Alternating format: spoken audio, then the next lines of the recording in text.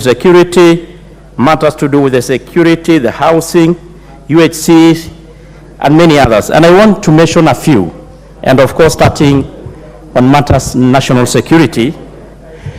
And the president started by outlining what he committed to Kenyans, and that giving the national police the financial autonomy to enable them to execute their mandate in serving Kenyans and ensuring that Kenya is safe.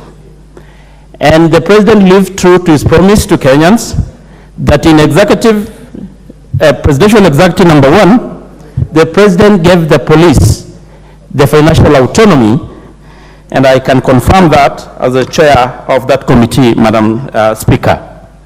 It is true that Kenya, we have been having security challenges ranging from cattle rustling, the terrorism, especially the issue of boundary in North Rift and Northeastern and actually some part of the country. And our very disciplined and committed and very competent security forces has continuously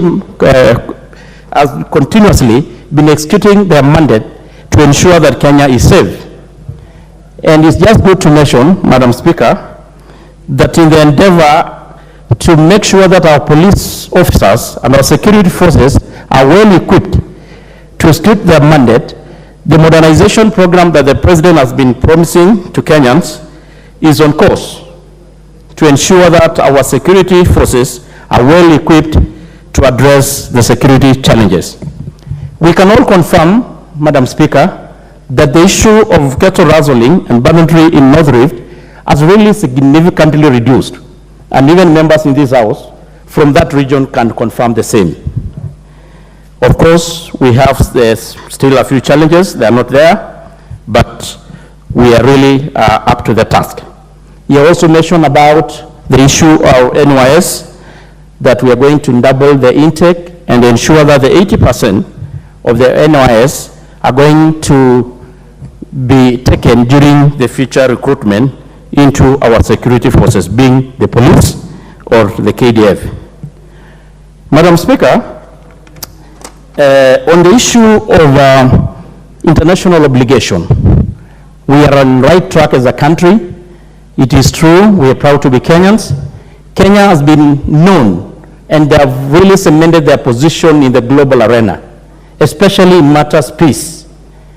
We are currently participating in several countries, helping those countries stabilizing the peace.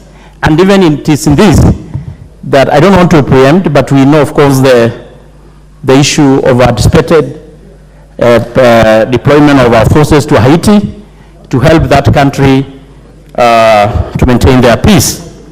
Madam Speaker, on the issue of food security, the president was able to really put it in clear terms what the Kenya Kwanza has managed to do, starting from subsidy on fertilizers, which has enabled the produce, the food, which has really enabled, Madam Speaker, the harvest to double in less than a year. You has talked about issues to do with the provision, reducing the post-harvest by provision of the dryers.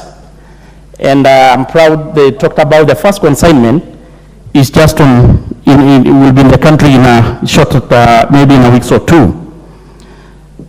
Madam Speaker, on the issues of UHC, we know that this House passed a bill to include the issue of Health Facility Improvement Fund, which will be able to ring-fence the funds that generally generated by health facilities to enable them make sure that the funds are used to improve the facilities and, of course, continue to make sure that our health facilities give the services, needed much services to Kenyans. And it is going to be a game changer, Madam Speaker.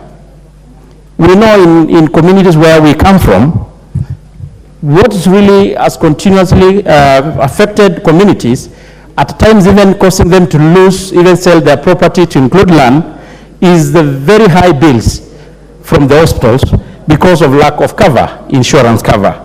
This is going to be a thing of the past once this program is rolled. And it is a big achievement, and it is a commitment and a promise that the president has really lived up to.